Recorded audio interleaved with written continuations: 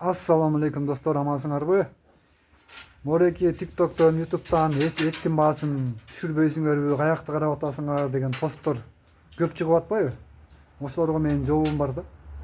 Ал деген сразу түшүп калбайт, заматта элечи. Анын эттин баасын түшүрүш үчүн системный иштеш керек, башынан, тамырынан.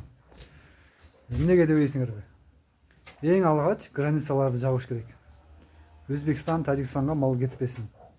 Негизи азыр билишимче жабык. Мурда, мындан 1-2 жыл мурда көп кирип кеткен аябай элечи. Өзбекстанга өзбек туугандардай мал аз окшойт. Бизден көп кирип кеткен. Көп киргенден кийин малдын баасы көтөрүлүп кетти да аябай. Себеби дегенде спрос көп. Аз. Биз ала ал десек ала албайбыз. Жака кетип калган көп, алып кетип калышкан чоң фермалар. Анан малдын баасы көтөрүлүп кеткен аябай элечи. Ошондуктан эттин баасын түшүрүш үчүн эң алгач границаны жок дегенде 2-3 жылга жабыш керек. Эч кандай кой, эчки, жанакы бодо мал деп коет. Бодо мал, кара мал, бука, уй эчтеке кирбесин Өзбекстанга. 2-3 жыл эчтеке кетпесин. Кыргызстандан чыкпасын эч жака. Ошондо өзүбүздүн мал көбөйөт. Мал көбөйгөндөн кийин анан малдын баасы түшөт. Азыр мисалы үчүн моундайларды, полторашкаларды биз 140-150 миңден алып атабыз. Анан алып келгенден кийин базардан алып келесиң, обязательно бирөөсү яшыр болуп чыгат. Анан калгандарына жугузат. Анан бир полностью яшыр болот. Аны дарылайбыз. Ал законченемдүү көрүнүш, ага көнүп калдык. Аны дарылап бүткөндөн кийин аткорумду баштайбыз. Аткорум быйыл мисалы үчүн мына моларды алып келдик. Аткорум яшыр болуп оорушту келгенден кийин. Анан аткорумду байлап 2,5 ай өткөндөн кийин кайра яшыр болуп калышты. Бул уже экинчи яшыр. Уже канча убытка, сен 2,5 айда бука канча семирет. Уже канча эт байлап жанакы май болуп семирип калган букалар кайра арактап кетишет. Кайра монтип мына ооздору жара болуп, буттары мына тияк буттарына тура албай, монтип шилекейлер агып, канча дары саябыз. Канча убытка бул.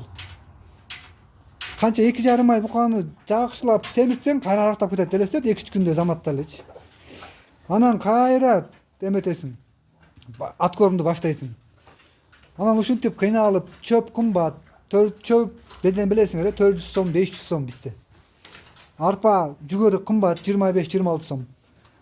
Бука өзү кымбат аласың. Ушинтип 2 жолу яшыр болот. Өлгөн өлөт, ушинтип аман алып калып, анан жакшыраак баада сатайын дейсиң да. Бир аз жакшы баада сатайын, бир аз пайда көрөйүн, бир 5-10 миң дейсиң да. Анан ошон үчүн эттин баасын түшүрүш үчүн эң алгач малдын баасын түшүргүлө базардан. Системди тамырынан иштегиле. Жемдин баасын түшүргүлө, чөптүн баасын түшүргүлө. Анан биз мондай букаларды арзан алалы. Анан ошондо албетте түшөт эттин баасычы. Анан туруп эле эттин баасын түшүрүш керек деген кыйын да, фермерлерге кыйын.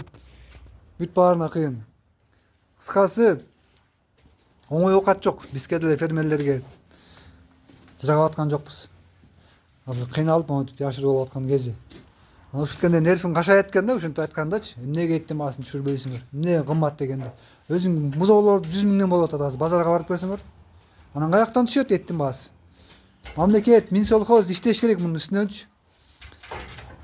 Анализдеш керек, изилдеш керек. Могу эмне үчүн яшыр болду ар бир 2 ай сайын эмнеге яшыр болуп атат деп. Ага вакцина ойлоп табышсын. Башкача вакциначы. Аны эметишсин.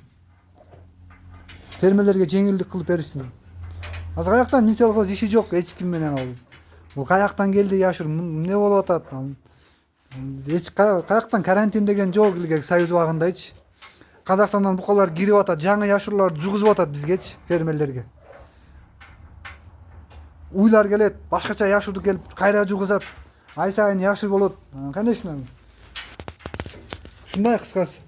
Кыргыз элим аман болуңуздар. Эң негизгиси аман болуңуздар, калган баары болот.